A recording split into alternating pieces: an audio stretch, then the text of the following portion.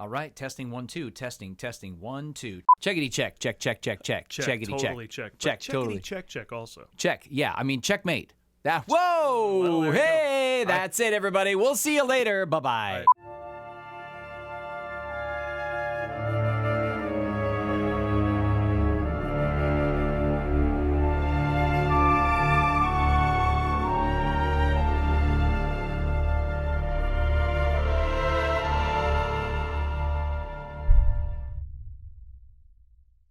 Hey, all right.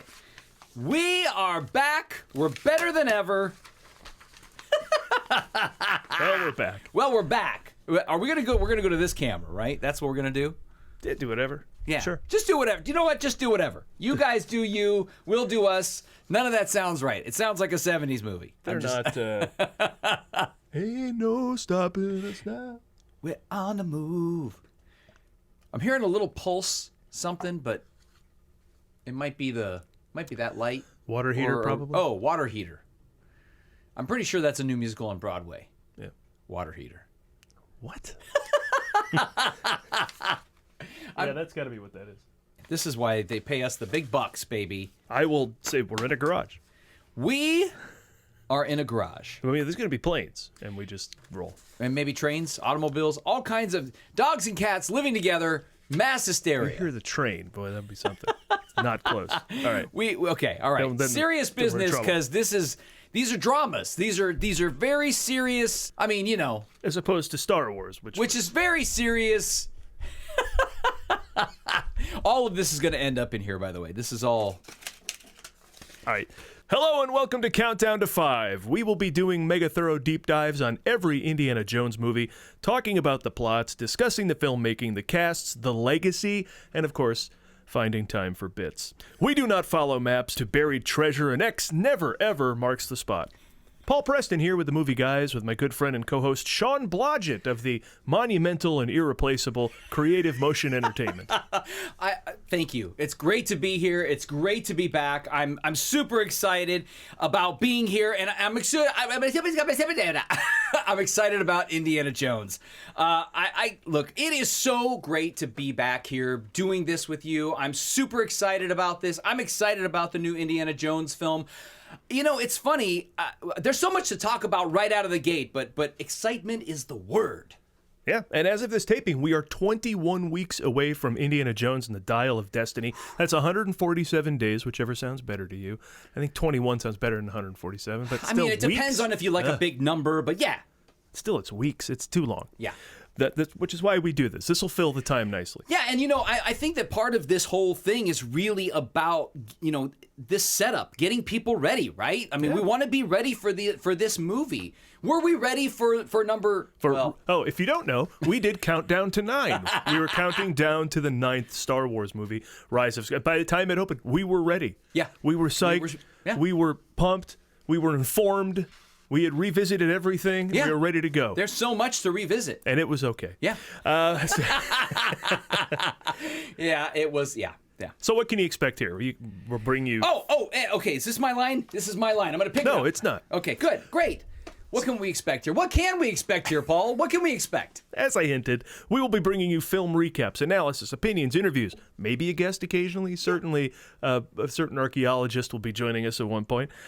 Jokes and more. There's a lot to go through to get you fully prepped to take in what we imagine is the finale of the Harrison Ford run as Indiana Jones, right? I mean, is he going to be like 110? I mean, I don't know. Maybe. Who knows? He's the watch that Belloc buries in the sand and shows up later. Right. Anyway.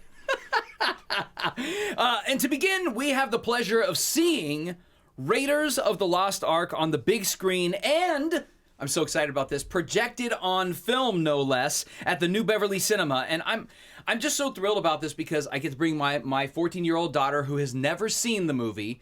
And so we're going tomorrow, actually, to see the movie. We're all going to go. And it's going to be lots of fun to see what she thinks. It'll be neat to see it through like fresh eyes, you know, especially because we've grown up with this film. What it means to us is... And if you're telling me what you've told me before, you're not just going to find out you're going to share with everybody what the kid thinks, right? Yeah, no, we're going to have some new... The cool thing about this is we've revamped this whole thing a little bit. As you can see, we're completely less prepared than last time. Yeah. And so we're really going to... Sean, you're editing that out, right? Oh, I'm going to edit all that out. I'm going to leave every bit of it. No, we are going to have some new segments on this in particular. I'm hoping to have a kids corner with both of my kids. For sure, my daughter's going to see the movies. My son is planning on seeing them. We'll see. He's 10, so we'll see if he gets freaked out by some of the visuals. I mean, he's a big Jurassic Park, Jurassic World fan. Oh, you've seen a dinosaur eat somebody. So, yeah. That's fine. You can open the ark in front of the kid. No big thing. Yeah, I mean, faces melting, doesn't matter. And he's a big fan of behind-the-scenes stuff. That's like his thing. So I'm super excited about seeing it through fresh eyes and finding out what they liked about it and what they maybe didn't like about it. What's their take on it? And are these films still relevant? For this generation. I mean, we grew up with them. We've grown with them, right? You've watched them over the years. You watch them again and again. Do they stand the test of time? Well, this is why you're a good parent. Because, I mean, I saw Raiders of the Lost Ark on film in a theater, and now your kids, that's the first exposure to it. That's great. That's the way and that's it should all. be. If you don't know, the New Beverly Cinema is owned by Quentin Tarantino. It's a legendary second-run house. Well, not second-run, retro house. It shows classics every night of the week. Tarantino loved the place. The building was going under, so he bought it to make sure they stayed open. They were still going under. He said, I'll buy it, I'll run it, I'll program it. It'll be a lot of my own personal prints, or I'll get them from studios and make sure they're all filmed. So he does that for everything and programs just beautiful stuff for everybody to go enjoy there. It's just the best. By the way, that is New Beverly Cinema, newbeverlycinema.com. If you'd like to go and buy your tickets there, the it's newbev.com. Newbev.com. That's right. Woo! This is so big. All right, let's see here. Oh, I almost forgot. Okay, we touched on it. I did. We touched on it a little bit, but we did. We I guess in some ways we're kind of archaeologists too. Yes. Yeah. I mean, we've kind of jumped into that. Anyway, we uncovered some of these lost films from Dr. Jones that apparently he chronicles his own adventures. I mean, so I'm excited about seeing those. Yes, they were, you would think, locked in a box and tucked in a warehouse, but we found them and we were lucky to have that footage. It'd be great to share that with everybody as the show's that's going to going be really with cool. each film. Yeah. But we're here to get the boulder rolling, so to speak. So let's go back to the beginning, the very beginning in our time and space.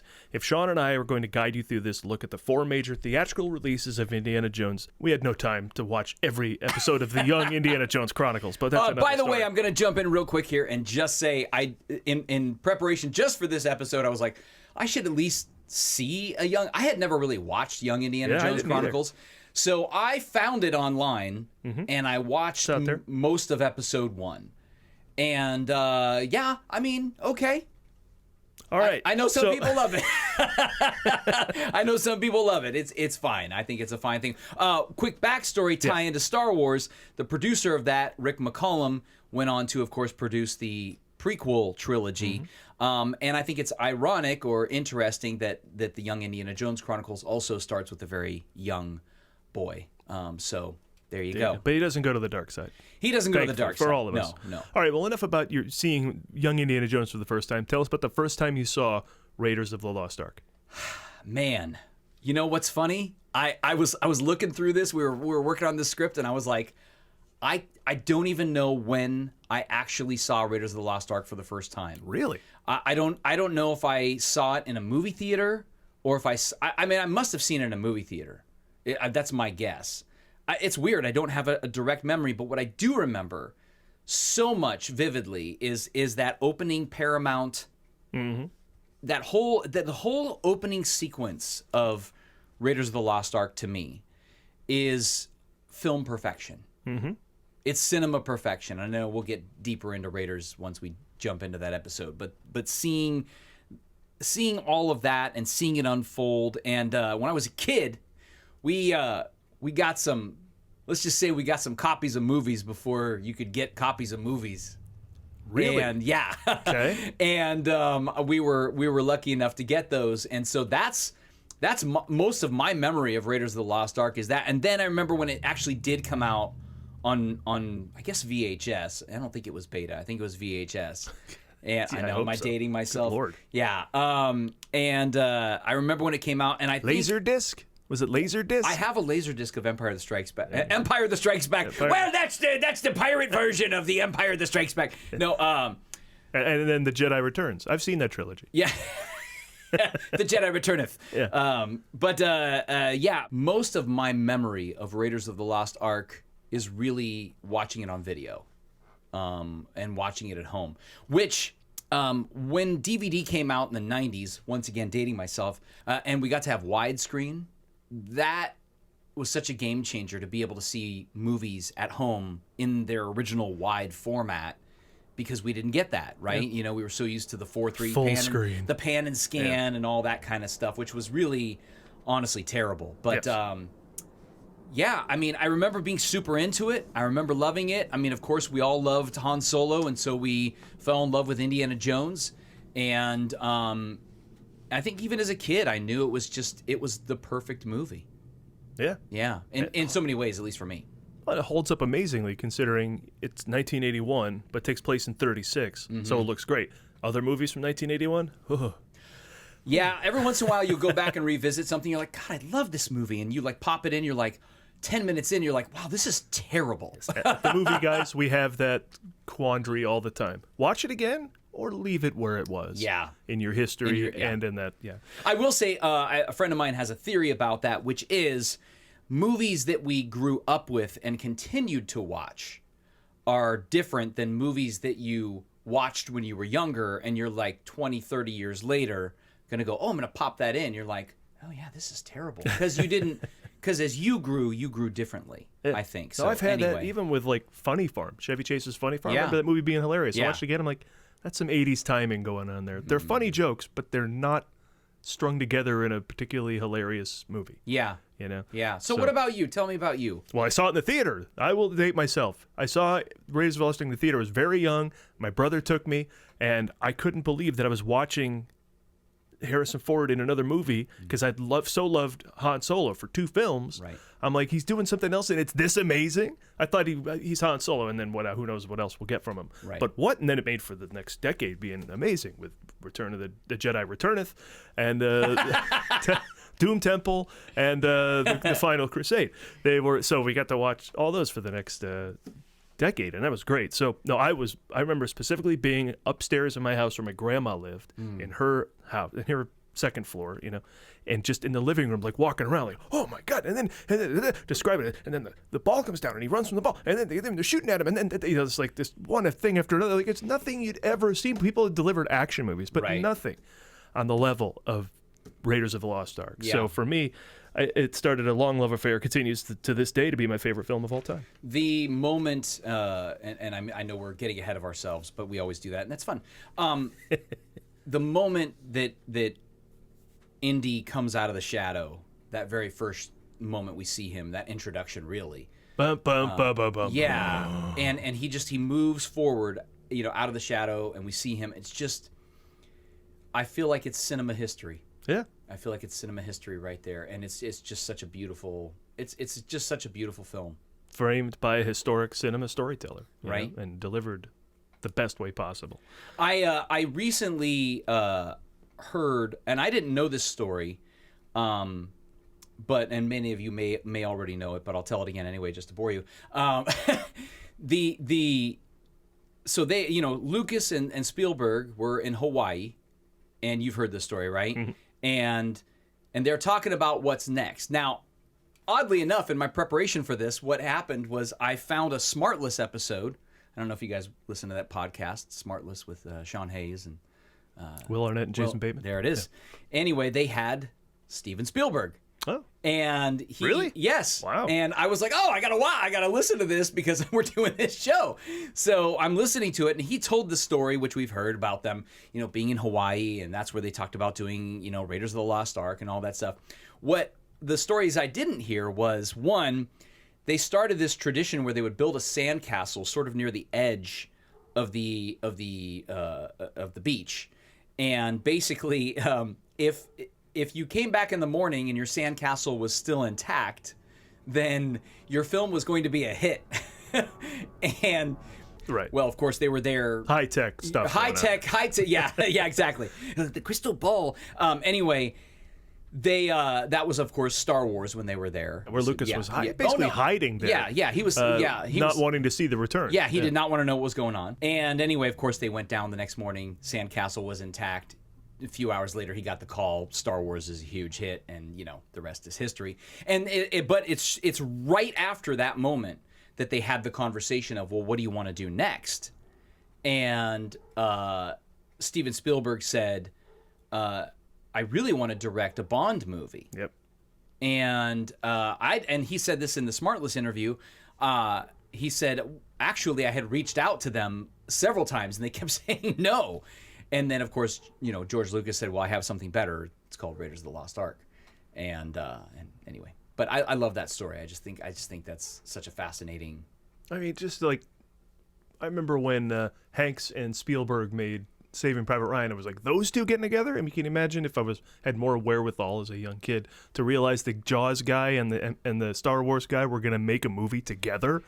And it was right there in the poster. I mean, the poster for Raiders of the Lost Ark was Indiana Jones, the new hero from the creators of Jaws and Star Wars. They know, like, don't fool around. They knew don't exactly. Fool around. Yeah. Get that out because, it was incredible.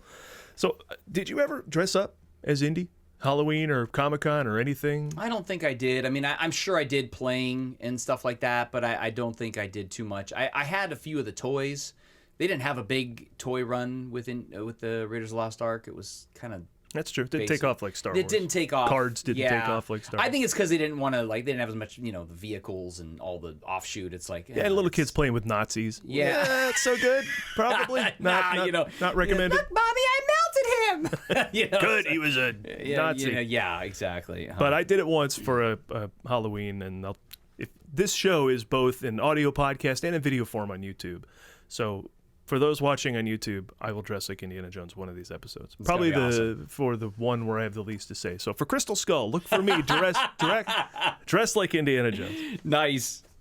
All right, now you have written a question down here that we should address, and so I'll put it to you first. Why is this brand so meaningful? I think this is meaningful because of so many things. It deals with family. It deals with spirituality. It deals with the mysteries of the world. It deals with the history of the world, the history of religions, the impact that's had on people's belief and faith. I mean, it's one of the things that's interesting about the new trailer, which I know we'll chat about later, but I like that line that he says about it's not really about what you believe, but how hard you believe it. And I think that's a really beautiful line. And I think that's a good summary of, at least thematically, what the Indiana Jones character, I think, really discovers, right? I mean, how many real hero movies do we have? Now we have so many superheroes, it's like, okay, whatever.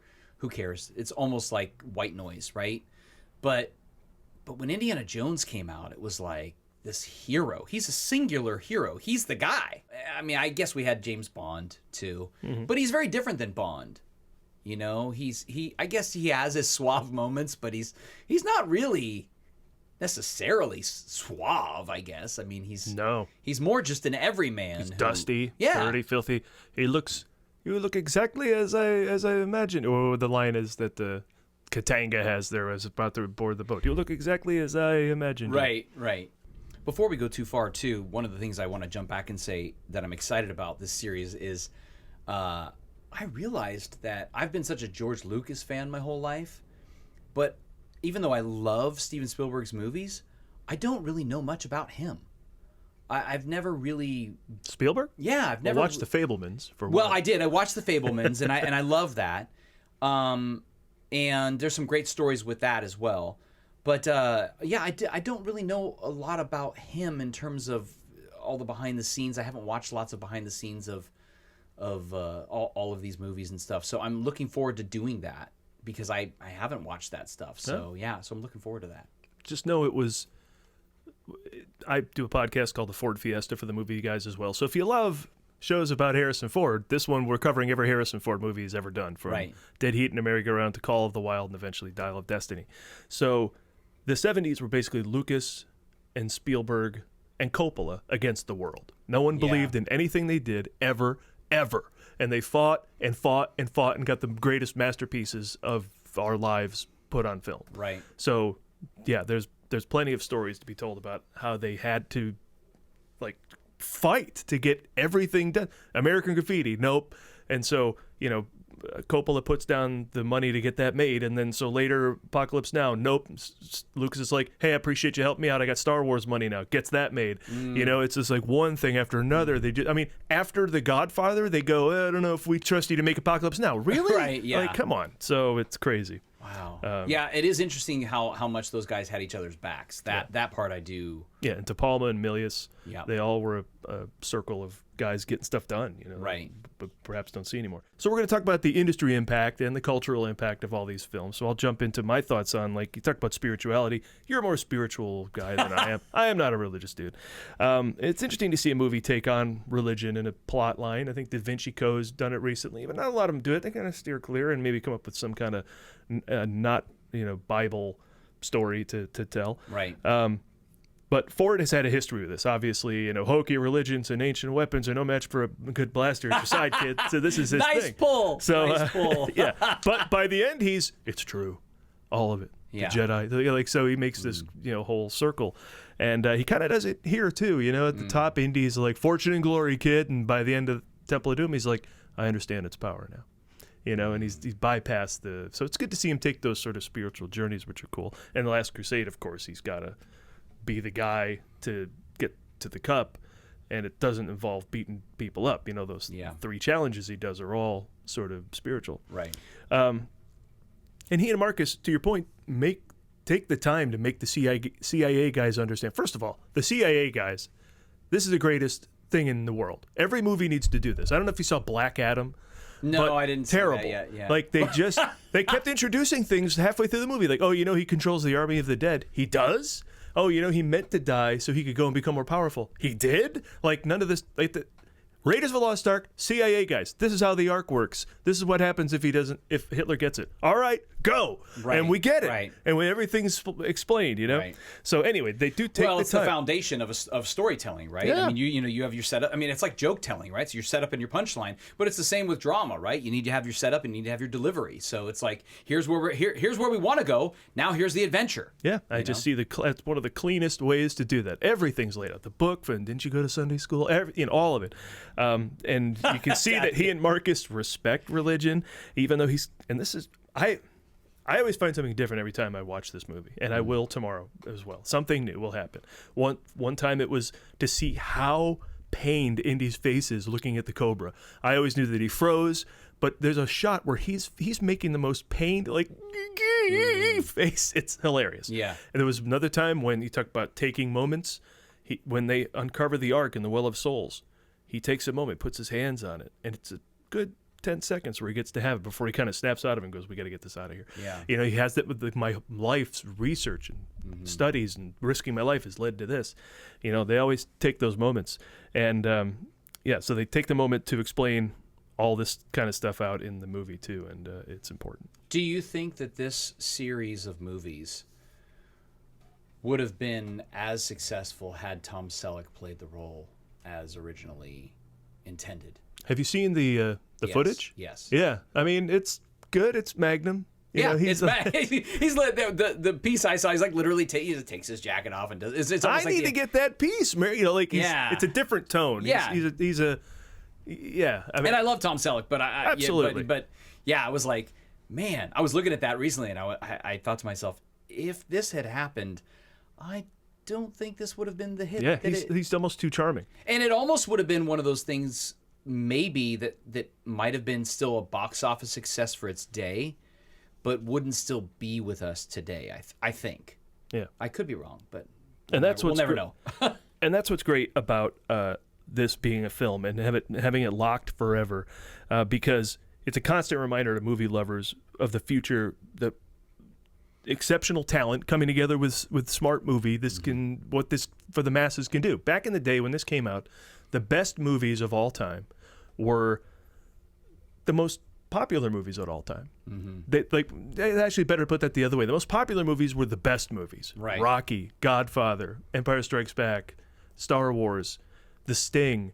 these were good movies making money. Now it's like, which Pirates of the Caribbean sequel is in the top 20 movies of all time? Right. One of them, it's on Stranger Tides, kids, and you've forgotten what happens in that movie anyway. Right. You know, or which Transformers sequels in the top 50 movies ever made, and the number one movie of 2009, if you considered Avatar made most of its money in 2010, it's Revenge of the Fallen. What? You know, like, but back in the day, the best movies, you know, were like Inglourious Bastards should have probably been the number one movie of 2009. Up made a ton of money, but it should have made even more. Like, the best movies should also be at the top. And this was an era when it was. So Raiders was like, this is one of the best movies there is, and everybody loves it. That can happen, and I'm glad it's on film for everyone to see. It could happen again. Yeah. So I just love these movies. Yeah, I mean, I think there's so much to love about them. Like I said, I'm super excited about revisiting them. I've seen Raiders of the Lost Ark more recently than the others, but I'm excited about watching it again. I haven't seen Temple of Doom in forever. I've probably watched Last Crusade more as I've gotten older, and I'm excited about watching Kingdom of the Crystal Skull again, because I think I only actually saw it once. And, you know, the interesting thing is, the folks I went with to see it so quickly started to sort of not suspend their disbelief, even though they were also Raiders fans and Indiana Jones fans and all this stuff. But they were very quick watching the movie to laugh at it in the movie theater, as I think some audiences did. Maybe many. I mean, I didn't say a thing, but my friends were looking at me the whole movie going, is he enjoying this? Yeah. And then afterwards I went, this is not a good movie. In fact, I'm using this podcast and the Ford Fiesta as a way to hopefully like that movie. My goal through all this, through journeying, you know, through the Ford Fiesta as well, watching Harrison Ford in all these movies. By the time I get to Crystal Skull, it's like, I'm watching Ford in this, and how is he doing? Because everything else, I tried to watch it a second time, and I went back in the theater. I kind of snuck in after Iron Man, I think. A second run of Iron Man. You're like, I know I'm not going to pay this Right, so I went in, yeah. and it's the quicksand scene, and I went, I can't do this. Yeah.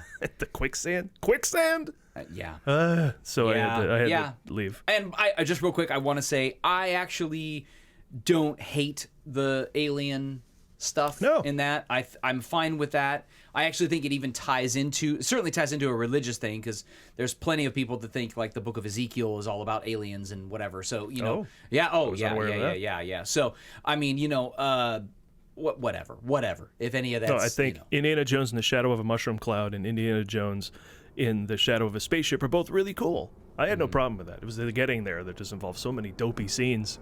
But again, I hope to change my mind on that. So if you talk about things that I love, hate, or would want to change about these movies, I would want to change most of Crystal Skull. But, and I could see it leaning towards Goofy with Last Crusade too, as much as good in that movie. The tapestries scene, he has to play a character. He never plays a character. He just punches people and does what he wants to do. So those are things I would change. But it doesn't stop me from liking Last Crusade. There's so much of that in Crystal Skull that it stopped me from liking it. We'll see if that changes going forward. I will say, in the deep dive we're going to go into, and I'm going to watch as much of these behind the scenes and stuff as I can, because again, I don't remember watching any behind the scenes that much as a kid. It wasn't as available as like the Star Wars behind the scenes was. Like you could see that, but you know, the Raiders and Temple of Doom, that just wasn't as available, because of course we had VHSs, and maybe you had HBO, and maybe there was something on there. But I'm excited about learning more about how these films came about, how the stories came about, if any of that's in there, because I feel like there obviously was a process. I was talking with a friend of mine today who told me this whole story about Kingdom of the Crystal Skull, that originally was supposed to have Sean Connery, and of course by that time he was retired, and so he had bailed, and so they ended up just sort of keeping the concept of this missing character, and it just made it some random person. And it's like, well, we don't care about that random person. Talking about Mac? Yeah. Who cares? But I will say, just real quick on Kingdom of the Crystal Skull, I actually think Shia LaBeouf was probably the best performance in that movie. Ooh, all right. I'll rewatch for that as well. Yeah. Okay. Yeah. I mean, interesting. The scene where he's in the tomb, wherever they break in, and you know, and that's where where Mac was held or whatever. I mean, he genuinely loses it in that scene, and you get the sense that this man was a father figure to him and that he loved him. And I thought he played it well. All right. Yeah. I'll keep my eyes open for that, Yeah. enjoying him. Because I'm a fan of the LaBeouf-essence that's currently going on. What's the movie called? Honey Boy that he was in? The Peanut Butter Falcon. Yeah. And these other films he's showing up in, he's great. Right.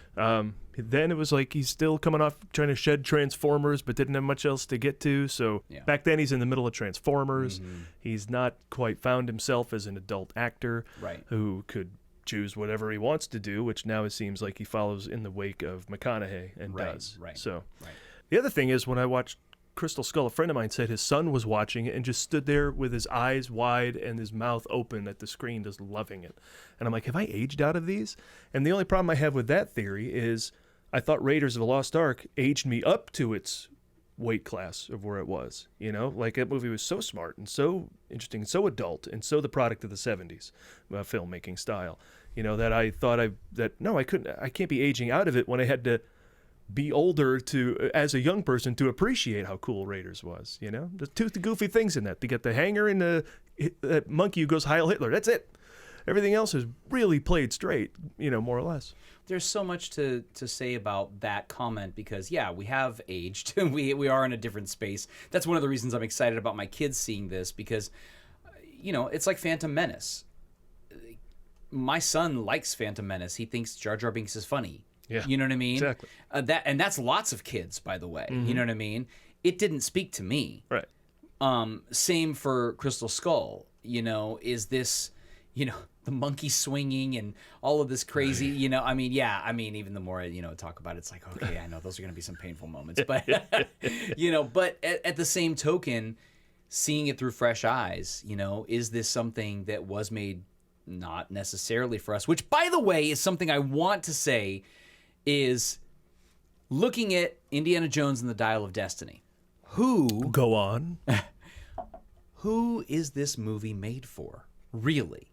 When you really pause to think about this, when was Crystal Skull? 2002? 3? 8. 8? Was it 8? Oh, my God. Okay, I really got that wrong. We'll cut that part out so I don't look like a complete idiot. Or we'll keep it in. Maybe it's funny. It's been a long time. And you know, so the question is, with a movie like this, who is this movie for? Not to mention the fact that this is now owned by Disney completely or just partially. Yeah, Paramount Lucasfilm owns... Lucasfilm is a Disney property, so. Right. So I wasn't sure if Paramount owned part of it because of the distribution. Yeah, I don't know who's distributing it, actually. So. Yeah, because I don't think you can watch these movies on Disney Plus. You can't currently. Yeah. So I don't know if that's just a licensing agreement or what's going on there. But my point is, you know, you've got this, you know, we're going to pay $4.08 billion for Lucasfilm. All right. And then it's like, okay, well, we've got these IPs, and they're basically sort of aged IPs in some ways, right? Star Wars kind of had aged at that point. You know, certainly Indiana Jones had, right? So who is this movie for? Is this movie really going to be for the fans? Is this going to be a movie that's trying to reimagine where Indiana Jones had been so that, okay, we're going to tap on these little stories here and there, and then later on we're going to have some offshoot movie that's going to involve those characters in that moment, and I don't know. So, well, I think with the Quanaissance, which is also happening with Ke-Huy Quan, you just give him the Indy mantle and go. Were you the one who posted the thing? Somebody made that poster of him. Yeah, a fake poster about a Disney Plus series. What was it called? The Adventures of Short Round. The Adventures of Short Round. Yeah, Disney, do it. It's great. Yeah, I mean, I would love to watch the Adventures of Short Round, and honestly, I think he would be amazing. Given Ford's age, this has got to be for the fans. They're not rebooting a franchise and looking to make another, you know, trilogy. So, I don't. They're. I mean, I think that's a hopeful statement. Really? I do. Well, they're not rebooting it with him. Yeah. Well, So, I mean, this one would be for us. I think. Maybe rebooting is not the right word in this instance, because I know that Harrison Ford has made it very clear he doesn't want anybody else playing Indiana Jones. So, you know, will the torch be passed to That's why you do short round, because it's not Indiana Jones. Right. It's short round. But we get the same kind of adventures. But it's a character we love, as opposed to, and a character we know, right? As opposed to this new character who we don't know. Now, she may be great in the film, and I'm excited to see what her character is going to be. But wrap this up, then go back and do the young Abner Ravenwood, whatever, series, adventures. Yeah. Yeah? Do Abner Ravenwood when he was a young kid. Actually, that's interesting. Yeah, we don't have to deal with Indy. We have to deal with any of that. It's a whole new beast. That's been kicked around. Are you guys writing this down out there? You writing this down? But I did get for those of you watching the video, I did get Empire Magazine. They got a great shot of Indy in New York. Come on. You might want to turn it that way, too. This thing, the deal with the franchise is much like Ghostbusters. When Ghostbusters came back in the 2016 version, and it was still in New York, and it was still trying to do the same things the previous movie did, no, get in a new place. So Ghostbusters Afterlife moves the whole thing to the Midwest. We get new excited eyes and people, and it does well. So I think taking it out of everywhere we're familiar with and putting part of it at least in New York. And also, if this is time travel, which it might be, or it might be flashbacks, we've seen the de-aging of Harrison Ford in the trailer. We're going to see, hopefully, a lot of this lost time when Indy was just going, Indy versus the Nazis for all of World War II. There was a whole bunch of World War II missing from his storyline after Crusade and before Crystal Skull, where who knows what went on. So I'd love to go back and see some of that, as long as the technology doesn't distract me, and then see what wrap everything up here in the modern times. Yeah, I'm excited. I like the new trailer. I think it looks beautiful. It's a little. Oh, that's what I was going to just touch on real quick. Something we may or may not include in this, but I think we have to right out of the gate just talk about how do we feel that Steven Spielberg is not directing this? Fine by me, because Crystal Skull didn't work for me. So bring in James Mangold, who made 3:10 to Yuma, Logan, The Wolverine, Ford versus Ferrari, Copland. I mean, he's great. So yes, please, I'll take a new, fresh take on the whole franchise. And Janusz Kaminski is not the DP. Is that correct? I don't know. We'll have to find that out. Did he shoot Crystal Skull? I mean, look, Douglas Slocum shot the first one, so interesting. We have been without him since then anyway. And Crystal Skull, I don't know. If too much CGI, too much. Go to the desert. Get dysentery. That's what they did in the first movie. They went to Tunisia, for the love of God. Get out of the green screen. So hopefully, they get someone who just goes out and shoots on location. Okay.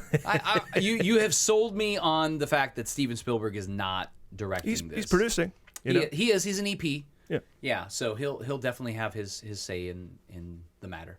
Yeah. So I will look forward to James Mangold's take. And this is going to be John Williams' last hurrah. Okay, so John Williams has been going around doing Q&As with Spielberg for the Fablemans, saying stuff like, I may have spoken too soon. A day without music is like a day wasted. And he literally said that. And so I don't think he's done. Great. Good. And now Spielberg jokingly said, I got to come up with another movie to make.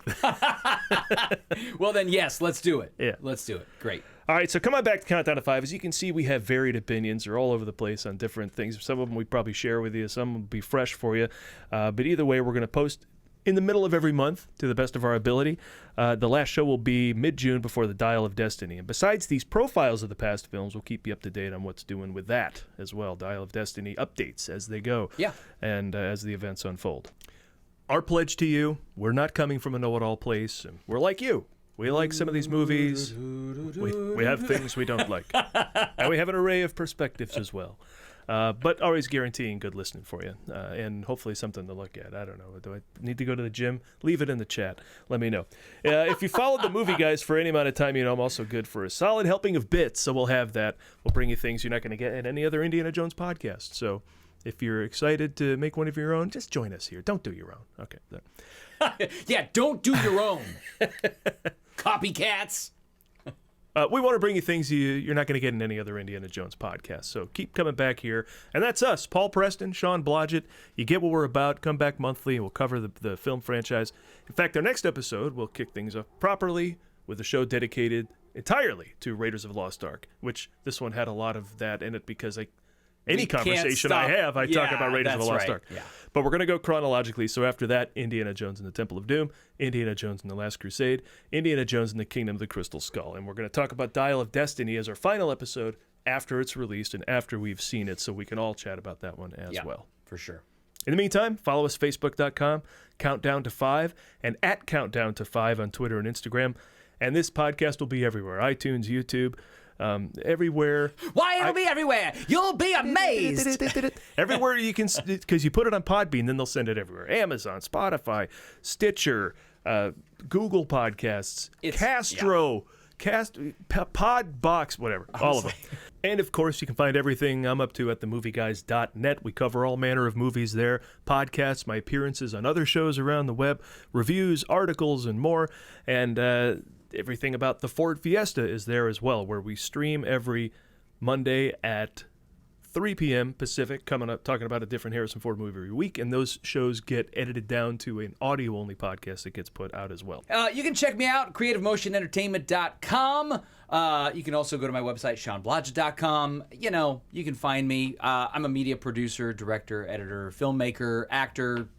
I've known Paul for a long time, and the reason I'm doing this with Paul Preston is because this is the man. This is the man who knows things about movies. Yes, and it'd be fun. And it'd be fun. One day he just called about this before we did Countdown Tonight. He's like, I think it would just be fun if we did something. So here we are. I think the plug signals that's the wrap on episode 1. Well, not our coverage of the first episode of Indiana Jones movies. That's next month. But that's episode 1 of our show. You know what I mean. Until March, we have a lot to do. I hope we can pull this off. Come on, show a little backbone, will ya?